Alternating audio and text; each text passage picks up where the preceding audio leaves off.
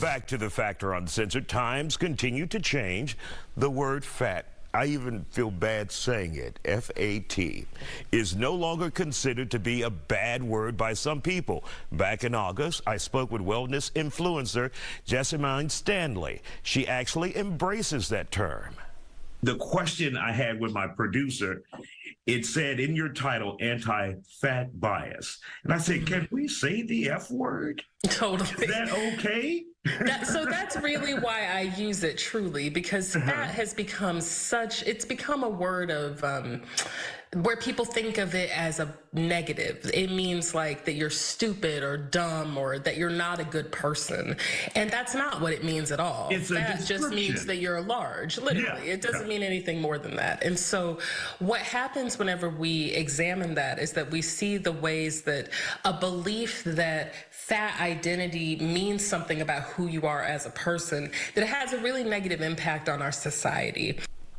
Now, these ideas are a product of the body positive movement. While rooted with the best intentions, some argue the movement can ignore the health issues that come with obesity. Let's bring in Drs. Abdullah Kudrath and Melody Thomas. They're joining us here for this conversation. Dr. Thomas, when you hear someone say body positive, we know what that is. Right. As far as mentally not making yourself feel bad. Right. Or someone else feel bad.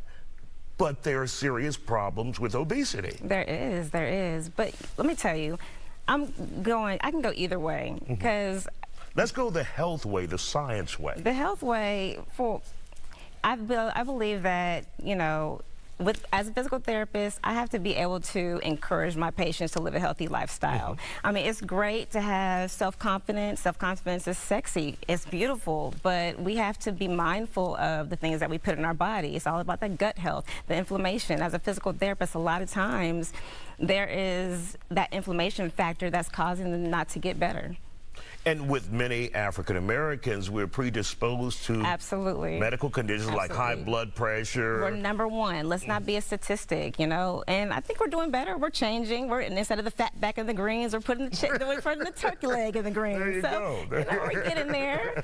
Now, Dr. Kudrath, for those who say body positivity is only about positivity, but many people are fooling themselves. They simply, and not all, but some just don't want to do the work. Right. I mean, let's start with the positive part. It's very important. Yes. Because in the past, like mentioned, people would bully each other because of the way they look or their size, and that's never okay. I despise bullies. We need to encourage people and educate people.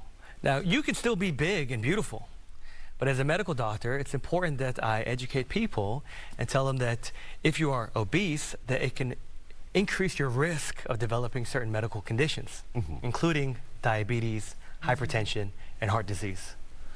And Dr. Thomas, it's like a tightrope that you're walking across, and you're dealing with it when it comes to the public.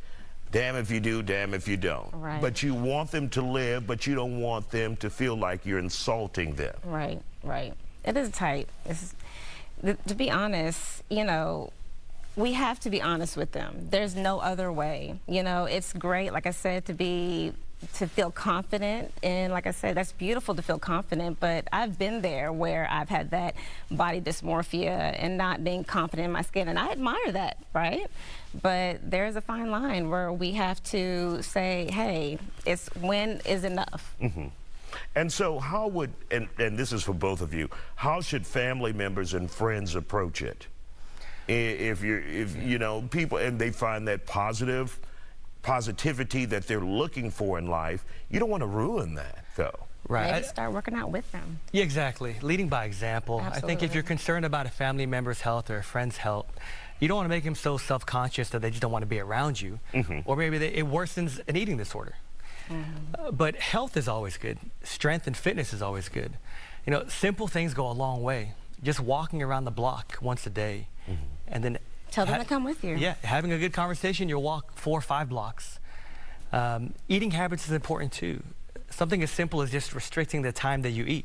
Like, for example, if you just only eat between 2 p.m. and 8 p.m. and everything else is water, maybe black coffee or tea, your entire life will change. Your obesity will be solved. So I think leading by example, not hurting people's feelings is going to be the key. And of course, you also have to be sensitive if they may have some thyroid issues. Absolutely. And there are many of them out there, right? Absolutely, you do. But a lot of that is rooted from diet. Back to the same thing. Back to the same thing. It's what we eat. It's what we put in our system. Yeah, but that's a great point, Isaiah. You know, if someone does have a low thyroid, they'll have a hard time losing weight even though they're working out.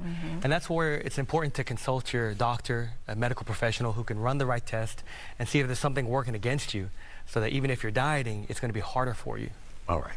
Check my thyroids after this segment.